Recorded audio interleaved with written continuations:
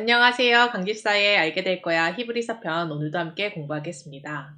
히브리서 11장 8절 믿음으로 아브라함은 부르심을 받았을 때에 순종하여 장래의 유업으로 받을 땅에 나아갈새 갈 바를 알지 못하고 나아갔으며 히브리서 11장 8절로부터 19절까지는 아브라함의 믿음에 대해서 설명하고 있습니다.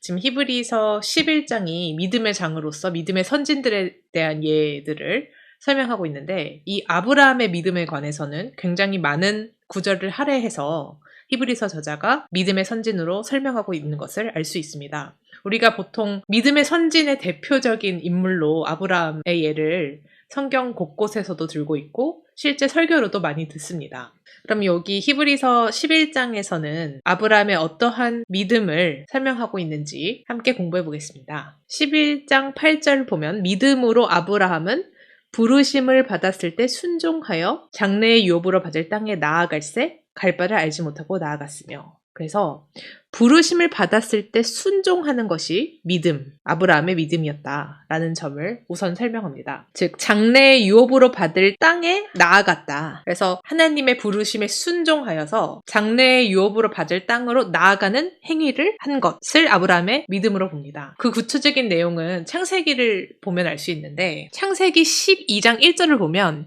여호와께서 아브라함에게 이르시되 너는 너의 고향과 친척과 아버지의 집을 떠나 내가 내게 보여줄 땅으로 가라.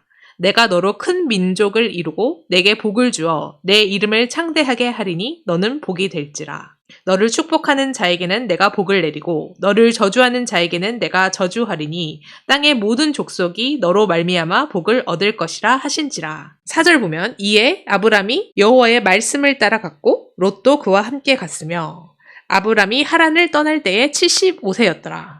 지금 여기서 보면 하나님이 아브람이 75세 때 나타나셔서 너는 너의 고향과 친척과 아버지의 집을 떠나서 내가 너에게 보여줄 땅으로 가라 라고 하고 있습니다. 즉 하나님의 부르심을 받았을 때 아브람은 75세였고 그 조상들의 땅으로 번영을 누리고 있었던 우르에 거주하고 있었습니다. 그러니까 나에게 그 안전한 삶의 터전이었던 우르 그리고 75년을 살았던 그 고향을 떠나라고 하시는데 그러면서 하시는 말씀이 내가 너에게 보여줄 땅으로 가라 입니다. 그러니까 구체적으로 내가 뭐 이걸 줄 거고 거기 가면 뭐가 있고 이렇게 안전하고 뭐 구체적인 게 없습니다. 내가 너에게 보여줄 땅으로 가라. 지금 알려주는 게 아니라 보여줄 땅. 그러니까 지금 여기 보면 장래의 유업으로 받을 땅에 갈새 갈 바를 알지 못하고 나아갔다. 그러니까 하나님의 부르심을 받았을 때 아브라함에게는 그 미래의 일이 전혀 보이지 않았음에도 이에 순종해서 행위에 나아갔다는 겁니다. 그러니까 지금 이러한 부르심을 받았을 때는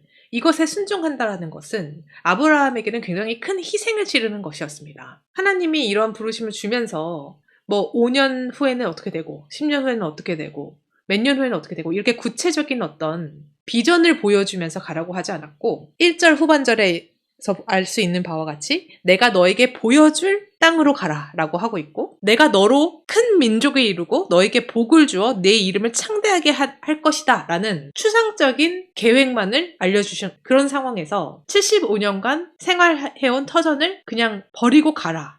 이걸 놔두고 가라 라고 했을 때 그걸 순종한 것이 아브라함의 믿음이었다. 특히 이 고대근동 사회에서는 어느 곳에 가면 그곳이 이제 광야고 할 때는 내 목숨이 보장되지 않습니다. 야생동물로부터 습격을 당할 수도 있고 광야에서 살아간다라는 것은 내가 안전을 보장할 수 없는 환경에 놓이게 된다는 것을 의미합니다. 그럼에도 불구하고 아브라함은 하나님의 그 부르심 하나를 그대로 믿고 순종하여서 고향을 떠나서 하나님이 부르신 땅으로 나아갔다라는 것이고 우리가 이제 9절, 10절로 쭉 이어지는 설명에서도 알 수 있고 그 창세기에서도 알 수 있지만 아브라함의 이러한 순종, 믿음은 굉장한 인내, 기다림이 있었음을 알 수 있습니다. 우리가 잘 알듯이 아브라함이 이삭을 낳고 이삭이 야곱을 낳고 야곱이 이제 그 이스라엘의 12조상을 낳고 이렇게 계보가 이어지는데 이 당시 아브라함이 하나님의 부르심을 받았을 이 75세의 나이에는 아이도 없었습니다. 이삭을 낳은 상황도 아니었고요. 이삭을 언제 낳냐 하면 창세기 21장 15절에 보면은 100세입니다. 100세 때 이삭을 낳았습니다. 그러면 이게 지금 우리가 그냥 단순 수치 차이만 봐도 25년입니다. 하나님이 아브라함에게 부르셔서 내가 너로 큰 민족을 이루고 내게 복을 줘서 내 이름이 창대하게 하리라 라고 해서 큰 민족을 이룬다는 것은 그런 자녀 번성을 바로 우리가 생각할 수 있는데, 그 약속을 받았을 때 그로부터 25년 후에 이삭이 태어납니다. 그렇다는 것은 아브라함은 하나님이 약속을 주셨으므로 그것을 믿고 기다렸다라는 점을 우리가 알 수 있는 것입니다. 그래서 지금 오늘 우리가 함께 살펴본 이 11장 8절에서 믿음이라는 것은 언제나 과단성 있는 행동을 요구한다. 그러니까 아브라함은 75년을 조상들이 계속 살아온 땅에서 우르에서 잘 살아왔습니다. 하나님도 잘 믿었고. 그런데 75세 때 하나님이 이제 전혀 알지 못하는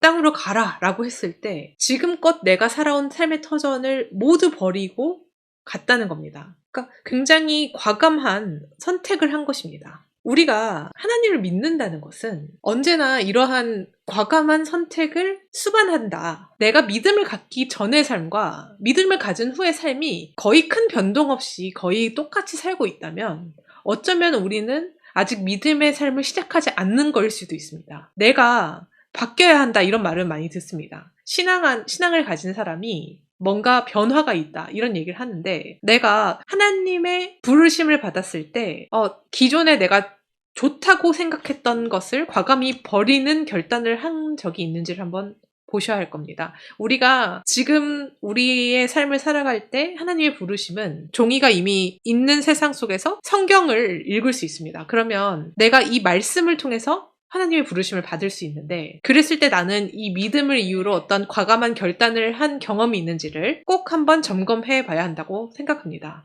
그래서 오늘 우리가 함께 살펴본 11장 8절에서 우리가 본받아야 되는 아브라함의 믿음은 보이지 않는 것에 대한 순종.